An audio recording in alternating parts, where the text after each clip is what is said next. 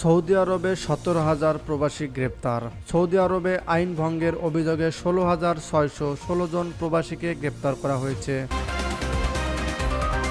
15 থেকে 21 আগস্ট স্বরাষ্ট্র মন্ত্রণালয় অভিযান চালিয়ে তাদের গ্রেপ্তার করে। সৌদি রাষ্ট্র বার্তা সংস্থা সৌদি গেজেটের এক প্রতিবেদন থেকে এই তথ্য জানা যায়। প্রতিবেদনে বলা হয়, গ্রেপ্তারকৃতদের মধ্যে 11,022 জন আবাসন আইন লঙ্ঘনকারী, 4,216 জন সীমান্ত সুরক্ষা আইন লঙ্ঘনকারী এবং 2,378 জন শ্রম আইন লঙ্ঘনকারী হিসাবে অভিযুক্ত। এছাড়া অবৈধভাবে সীমান্ত পেরিয়ে সৌদি আরবের প্রবেশের চেষ্টার সময় গ্রেপ্তার হয়েছেন 883 জন। তাদের মধ্যে ইয়েমেনি 41%, ইথিওপিয়ান 58% এবং অন্যান্য দেশের 1% নাগরিক রয়েছেন। এছাড়া অবৈধ উপায়ে সৌদি আরব ত্যাগের চেষ্টার সময় আরও 68 জন প্রবাসীকে গ্রেপ্তার করা হয়েছে।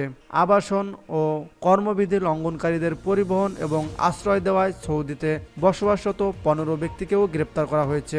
বর্তমানে 14,542 জন প্রবাসীর বিরুদ্ধে আইনি পদক্ষেপ প্রক্রিয়াধীন রয়েছে।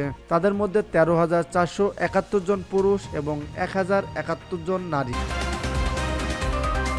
সৌদি আরবে প্রায় 3,48 লাখ মানুষের বিশ্বের বিভিন্ন দেশের লাখ লাখ অভিবাসী শ্রমিক সৌদিতে কর্মরত রয়েছেন।